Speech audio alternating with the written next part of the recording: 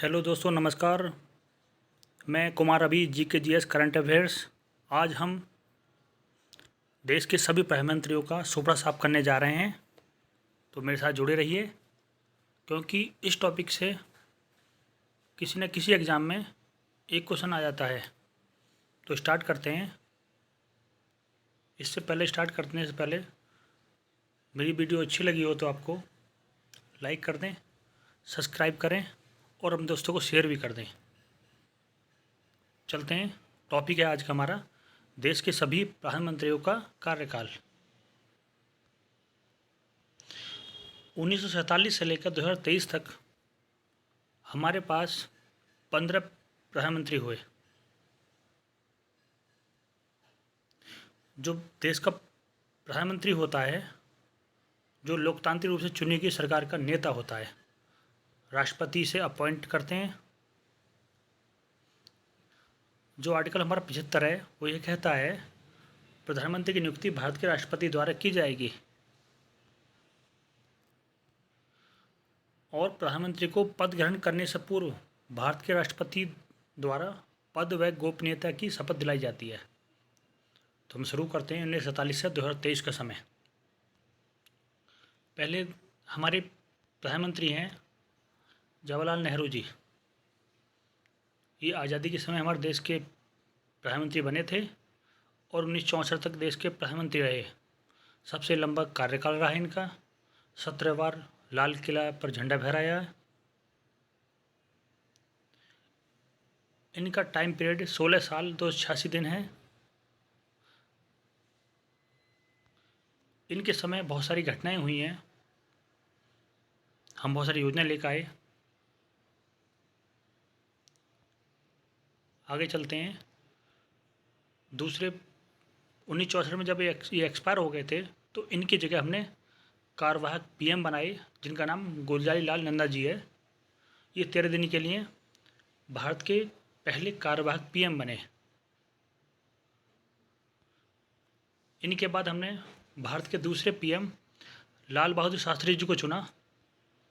1964 में वो PM पद की शपथ ली और 1966 में पाकिस्तान युद्ध चल रहा था। उस युद्ध में ताशकंद गए थे समझौते के लिए। वहाँ इनकी रहस्यमय तरीके से मृत्यु हो गई।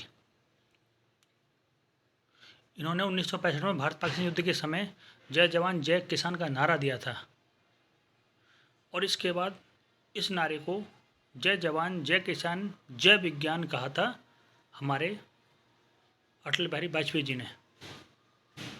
और इस नारे को आगे बढ़ाते हुए हमारे देश के वर्तमान प्रधानमंत्री मोदी जी ने जय जवान जय किसान जय विज्ञान जय अनुसंधान का नारा दिया था।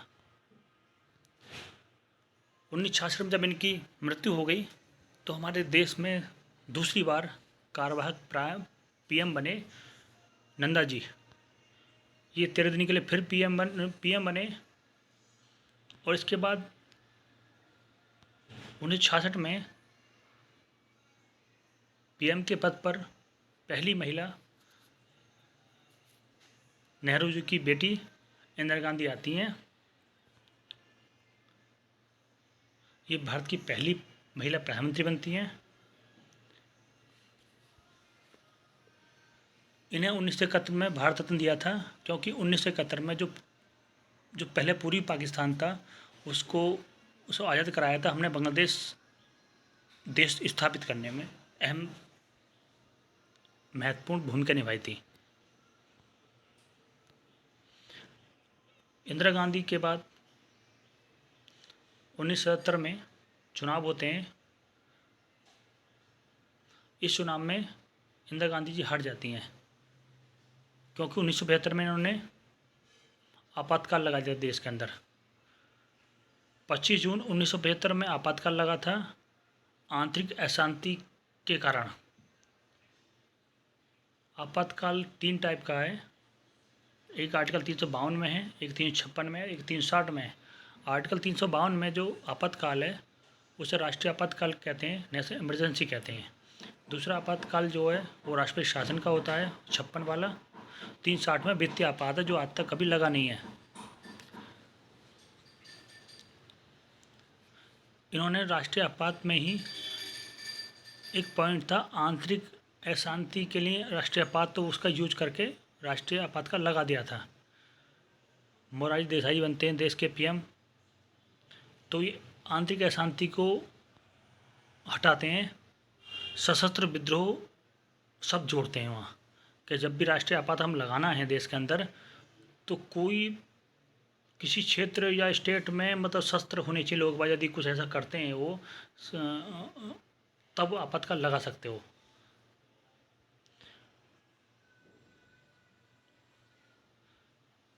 सबसे वृद्ध पीएम भी बनते हैं देसाई जी, और पीएम की पद से इस्तीफा देने वाले पहले प्रधानमंत्री बनते हैं। 1970 से 1979 तक रहते हैं। उसके बाद चौधरी चरण सिंह जी आते हैं, एक 17 दिन पीएम रहते हैं। जब ये पीएम बने थे तो उस समय संसद नहीं चल रही थी, तो लोग मतलब तो कहते हैं कि इन्होंने संसद का सामना नहीं किया। इनके समय जो भारत के राष्ट्रपति थे वो थे नीलम संजीव रेड्डी जी।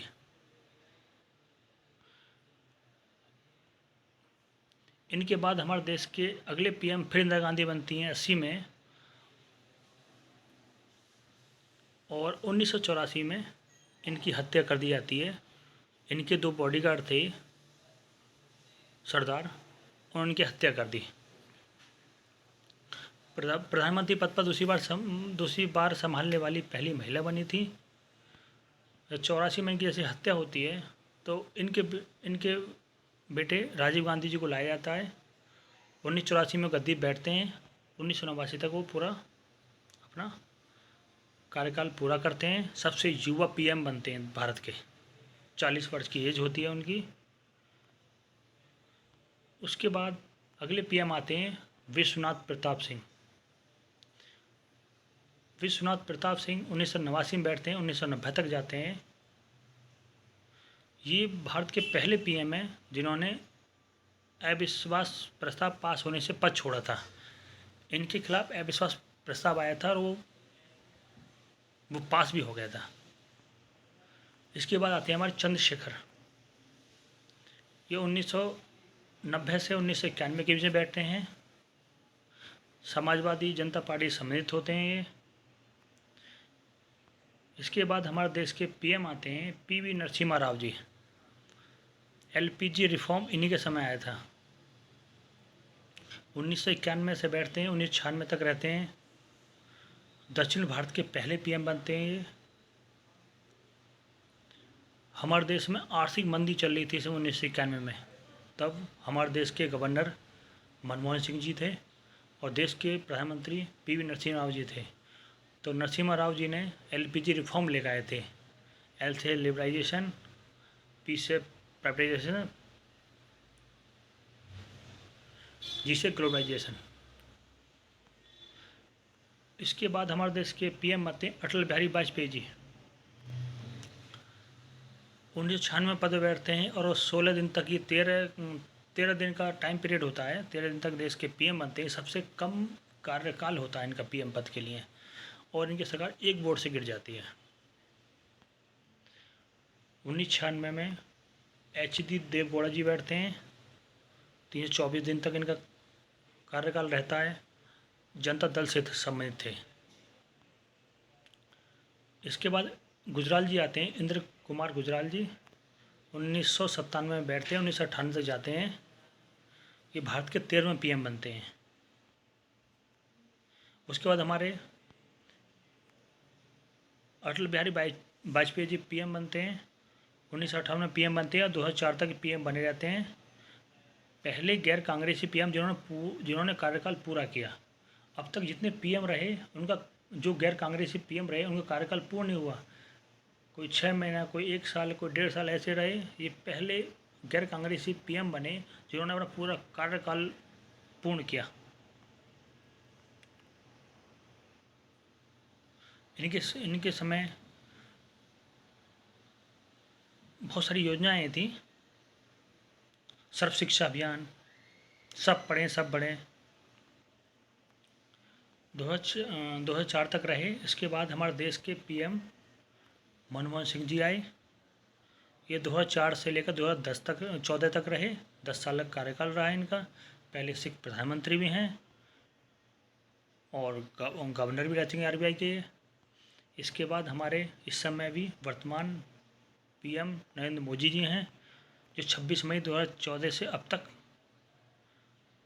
पीएम रहे। ये दूसरे गुजराती पीएम हैं। पहले मोरारजी देसाई थे और ये चौथे पीएम हैं जो कि लगातार दूसरा कार्यकाल पूरा किया।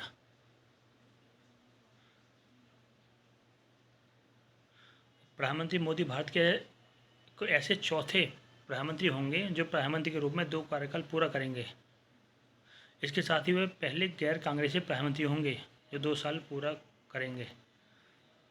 तो बच्चों, वीडियो पसंद आई हो तो लाइक करना, सब्सक्राइब करना और मुझे कमेंट में लिख के बताना कि अब मैं इसके बाद कौन सा टॉपिक पर वीडियो बनाएं जो आपको मददगार साबित हो।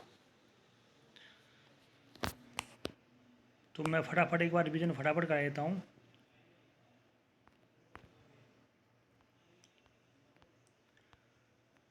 पहले पीएम थे हमारे जवाहरलाल नेहरू जी। 1947 से लेकर 1964 तक रहे पहले पीएम बन के। 17 साल की समथिंग था टाइम पीरियड। कार्यवाहक पीएम गुलजारीलाल नंदा जी 13 दिन के लिए बने। ये कोई इंपॉर्टेंट नहीं है इतना, आगे चलो। लाल बहादुर शास्त्री जी 64 में पद पर बैठे, 1966 तक रहे। फिर जब इनकी मृत्यु हो गई तो नंदा जी को दोबारा बुलाया गया 13 दिन के लिए। उसके बाद इंदिरा गांधी जी बैठती है 1966 से 1970 के बीच में। 1970 में चुनाव हार जाती हैं, फिर दोबारा चुनाव 1980 में जीती, 84 तक जाती हैं। इसके बाद मोरारजी देसाई बने, पहले गैर कांग्रेसी पीएम बने, जनता पार्टी से थे। इसके बाद चौधरी चरण सिंह जी आए। ये ऐसे पीएम रहे जो संसद का सामना नहीं कर पाए। फिर इंदिरा गांधी बैठ गई थी 1980 से 84 के बीच में। फिर राजीव गांधी आए 84 से 89 के बीच में, सबसे युवा पीएम रहे। विश्वनाथ प्रताप सिंह आए 89 से 90 के बीच में। चंद्रशेखर आए 90 से 91 के बीच में। इसके बाद पीवी नरसिम्हा राव जी आए 91 से 96 के बीच में। दक्षिण भारत के पहले पीएम अटल बिहारी वाजपेयी आए 96 से 1996 में। 13 दिन के लिए सरकार बनाई थी, एक वोट सरकार गिर गई थी इनकी।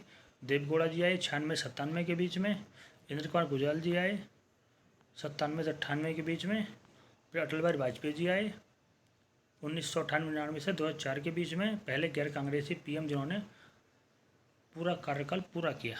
मनमोहन सिंह आए 2004 से 2014 के बीच में, पहले सिख प्रधानमंत्री।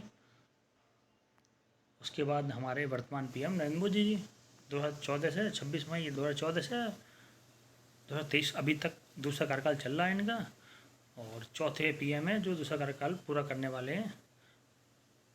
ठीक है बच्चों, ये वीडियो पसंद आई तो लाइक करना, सब्सक्राइब करना, अपने दोस्तों को शेयर करना। थैंक यू, धन्यवाद, नमस्कार।